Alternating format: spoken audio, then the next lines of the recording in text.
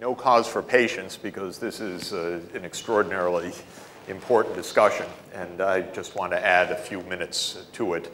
And also first to thank Dr. Pachauri for once again bringing us together as we come each year to discuss this crucial topic of global change and what we can do about it, and also as we continue to worry together about the fact that we come each year and yet in certain ways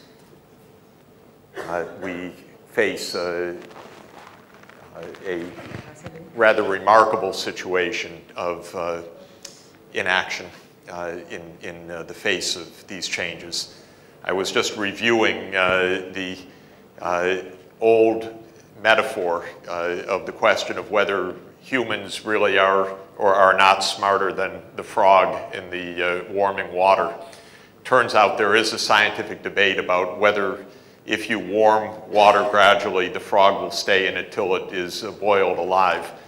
The history is that several experiments were in fact done in the late 19th century, and it is possible to kill a frog with sufficiently gradual warming of water.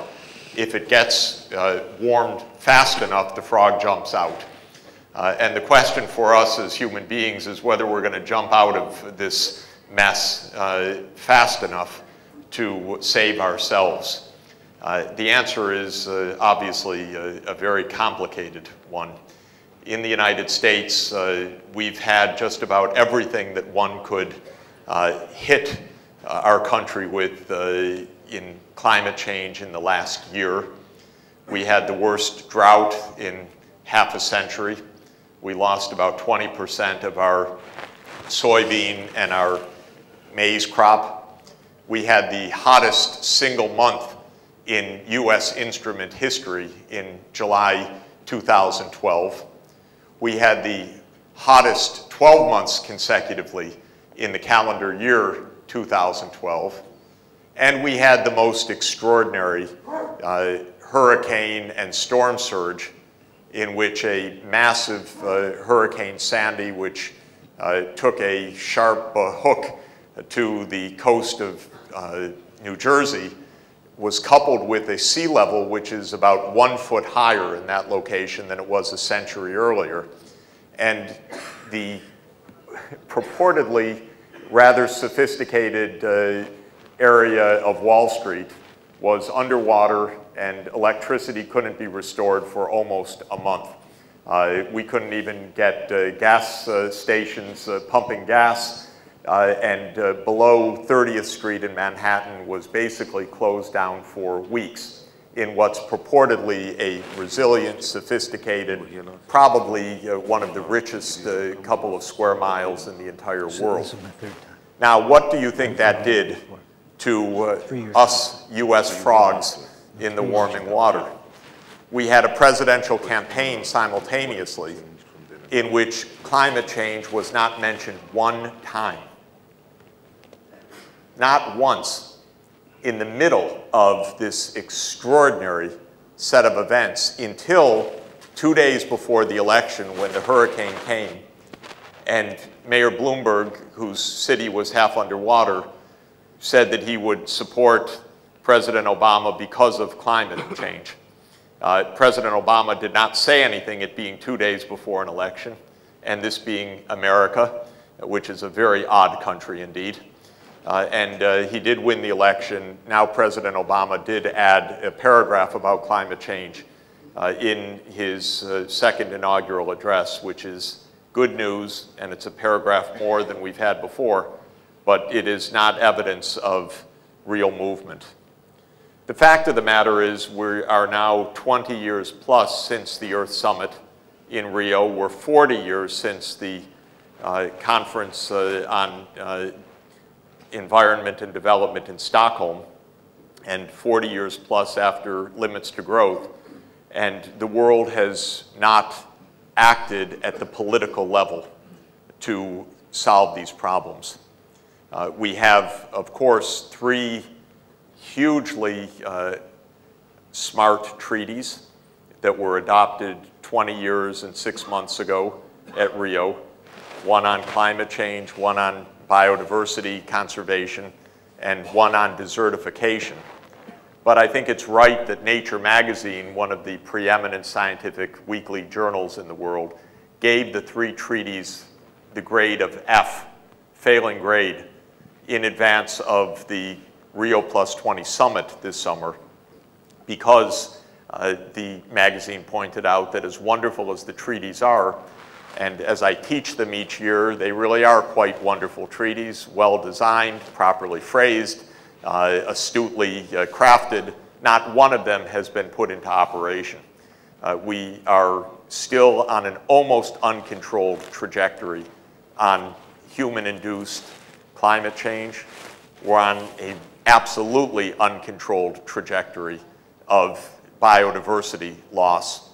And we are seeing on our television screens each day the battles in the desert taking place. If you look at the desert regions of Africa, the Middle East, and Central Asia, from Mali and Algeria, Chad, Central African Republic, the Ogaden, Somalia, Yemen, Iran, Iraq, Pakistan, Afghanistan, it's all war.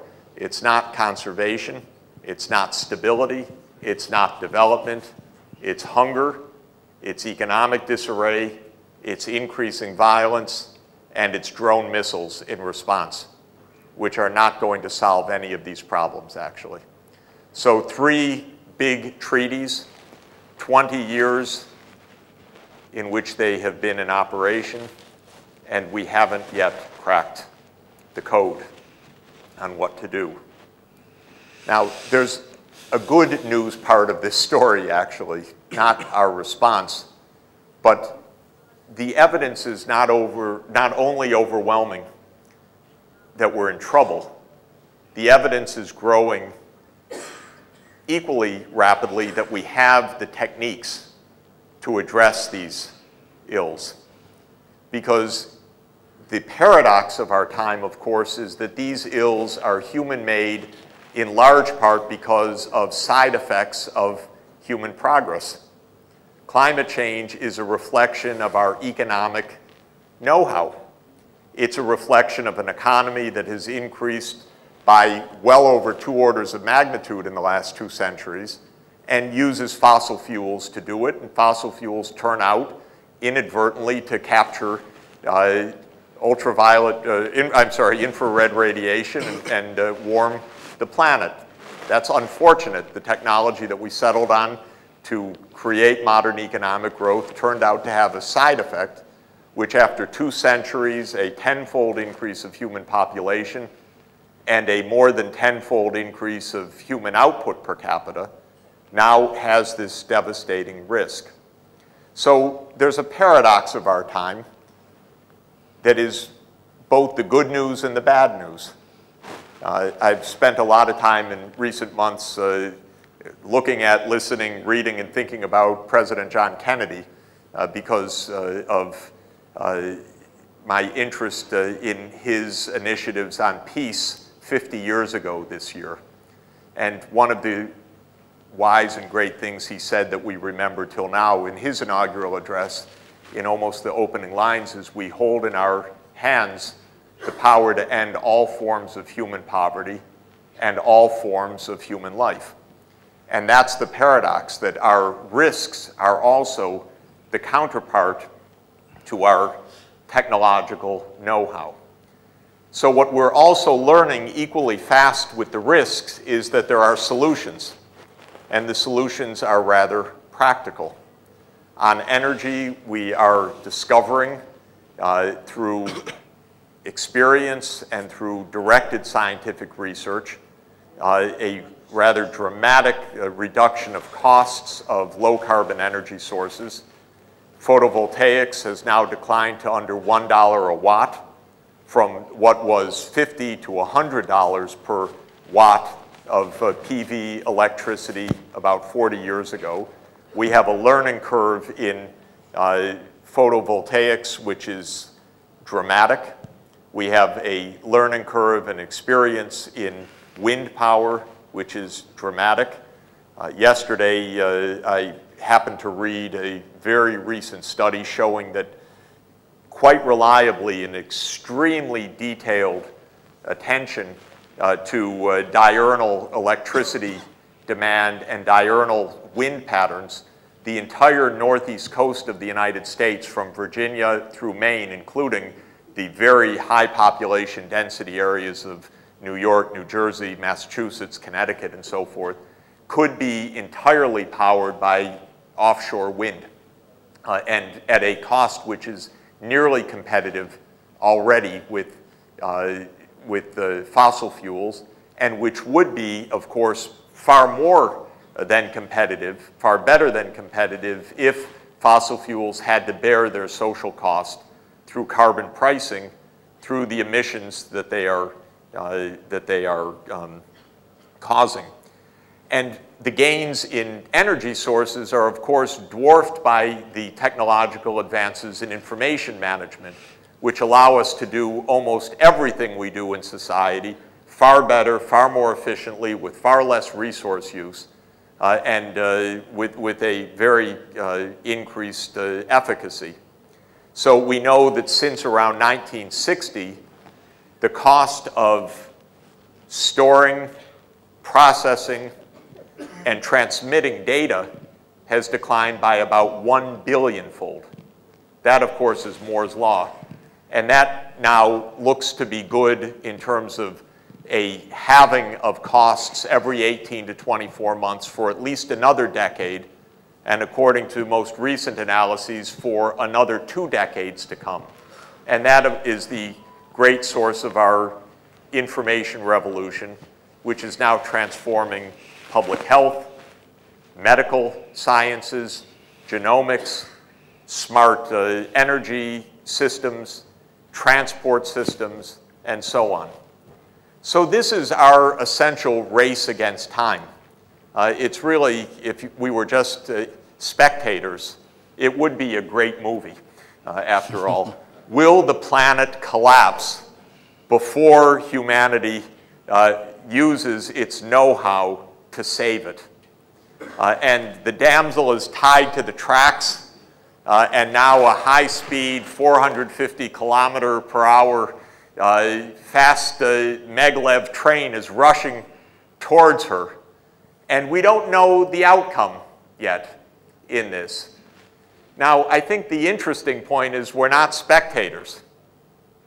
If we are spectators, it'll be fascinating and tragic to watch, because we're not actually going to get this done.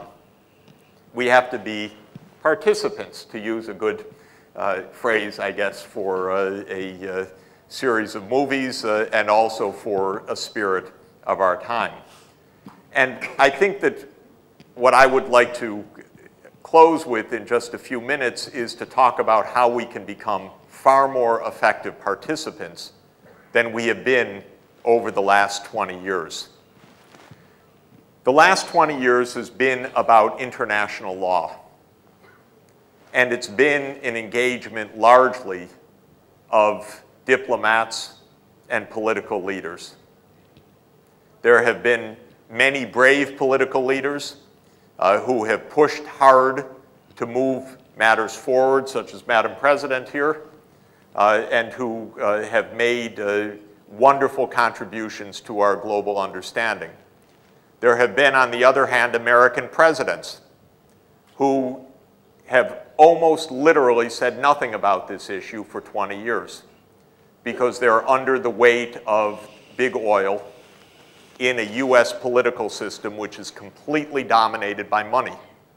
So it is a legalized corruption system that has overtaken every aspect of common sense and action.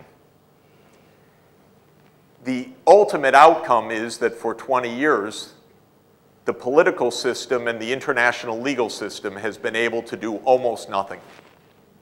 And we have watched over 20 years as negotiations have argued about what's binding, what's monitorable, who should do what, Annex 1, non-Annex 1, as the planet continues to warm and we, the frogs in it, continue to risk our survival.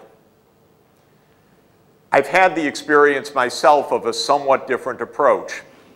By accident and good luck and the fascinating experience of watching and participating in it, the world adopted in 2000 goals on poverty, the Millennium Development Goals, which were not legal, they were not treaty bound, they did not discuss at all Annex 1 and Annex 2 countries, who had to do what, by when, and so forth. They were a set of aspirations that world leaders adopted at a meeting at the United Nations in September 2000 in the spirit of the new millennium. I say, as I do with my mild cynical voice here each year, that I don't know whether the world leaders ever suspected that they would have a shelf life of more than one photo opportunity or not. But they adopted these goals. Kofi Annan, being Kofi Annan, did an absolutely marvelous job of extracting them from the Millennium Declaration, telling the world leaders that you've just adopted 8 goals, and these are now our framework for the next 15 years. And Ban Ki-moon has been committed and dedicated to them as Kofi Annan's successor, as Secretary General, every day, I know personally, from watching that leadership around the world to having them take effect. Now, what's striking to me is that the difference of the treaties, which I love, by the way, and the goals is that the goals engage society, whereas the treaties engage the diplomats and the governments. I don't think 1 in a million people knows what the UN Framework Convention on Climate Change is, but many people know what the Millennium Development Goals are.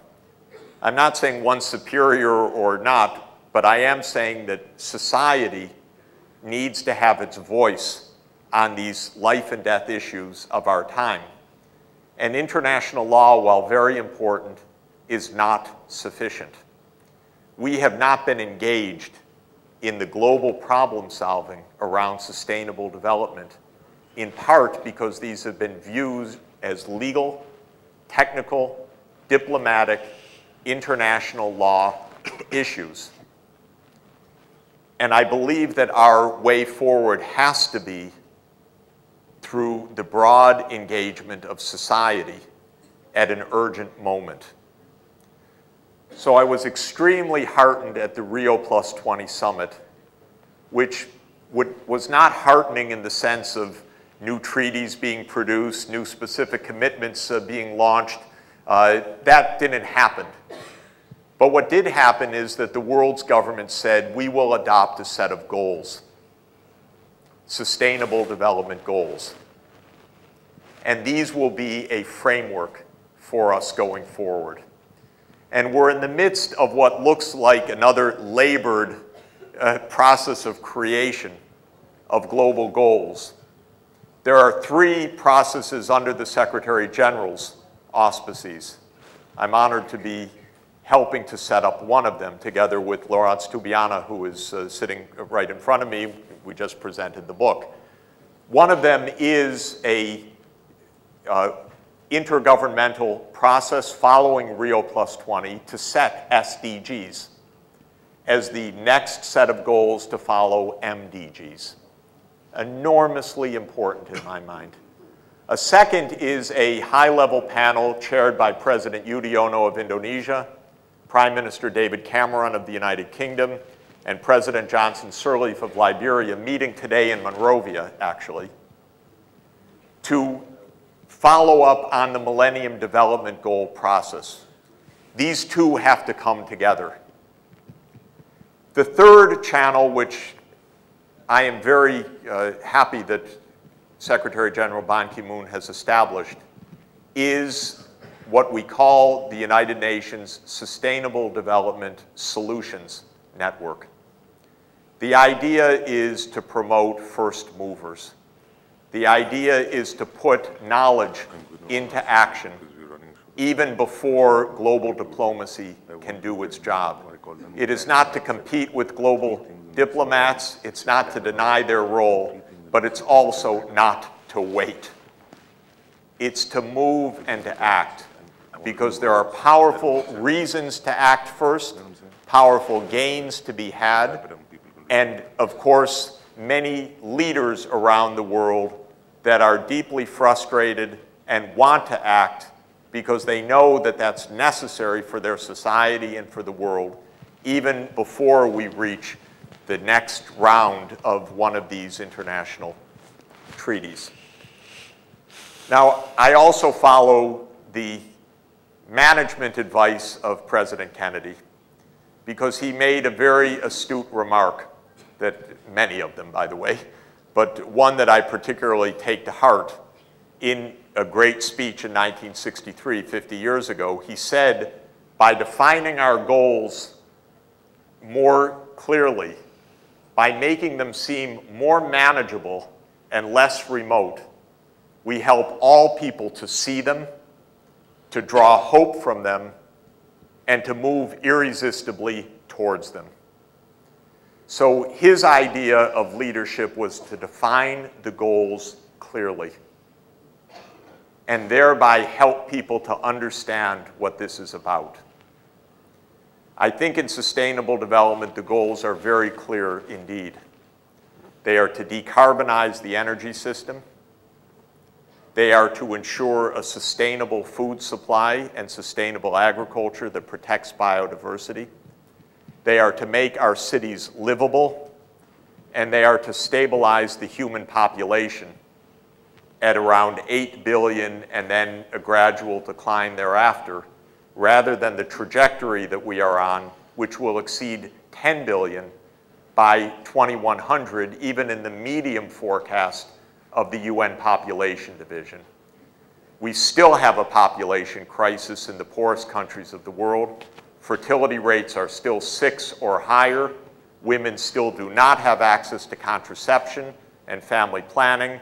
Girls are still not assured a place in high school, which is the most important single intervention to break a population explosion of anything you can think of, is girls' secondary education.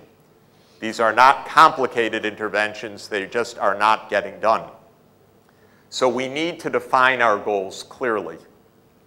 We need next to make them seem manageable. What does that mean? Most of all, it seems to me, it means to show a plan of action. A plan of action at every relevant scale. It is no good simply saying we're in a crisis. It is no good to talk about all the dire things that will kill us for two reasons. One is that fright is not a source of action. It's a motivation for paralysis rather than for action. Second, it's not accurate, because if we deploy these technologies, if we power the world on solar power and on wind power and on other technologies, we're going to enjoy our future much better. This is not that the world is going to crash and that we are all going to see the end of progress. It's that if we're smart, the world's going to be even more inclusive, more prosperous, more progressive than it is today. But we have to deploy our know-how to do that. And on every front, we have wonderful prospects.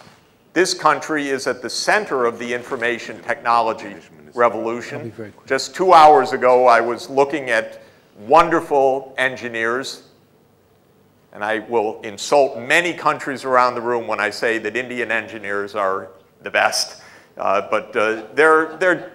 Yi Chang is another, you must be honorary Indian in this also. Malaysian also, okay. But the point is, they were showing me wonderful new health technologies that ASHA workers can use for all of the sophisticated measurement, management, diagnosis, all connected to the web, to remote sensing expert systems and so forth. We have it now because of all of the cleverness. But we need plans of action, which we don't have effectively. The one thing that we've one of the things we've not seen in the United States, for example, is a single energy plan ever in the United States. Do you think that it's impossible for Americans to do that? We had a Secretary of Energy who was a Nobel laureate for 4 years. He could have written something pretty clever, but the political advisors stopped him because maybe he would have said something that would have upset ExxonMobil, and that might have upset the next election. And so if we're going to produce these plans, the scientists, the engineers, the educators need to be the ones to do it. And that's the purpose of this network, to draw on the leadership of business, academia, science, and of course governments that want to participate, but not to wait for the politicians that for whatever reason don't want to or can't. So I believe that we are at a moment of hope where it's actually possible to see a direction. There are good answers. The public does not really understand either the challenge or the answers. They are feeling the fear. We are probably a notch above the frogs because the frogs' newspapers might not report the warming, but ours do. People are aware of the crisis, even in the United States, which I absolutely want to express its exceptionalism, not all in the good way. About 70% of the US public now says that the climate is changing and that something ought to be done about it. It doesn't mean our political system moves because the political system is pretty much disconnected from the public at this point. But it does mean that the public understands. And I think that this is true worldwide. Our challenge now is to harness knowledge, to put it in terms that are clear, manageable, less remote, showing the way forward, because then we can help people to draw hope from them and to move irresistibly toward them. Thank you very much.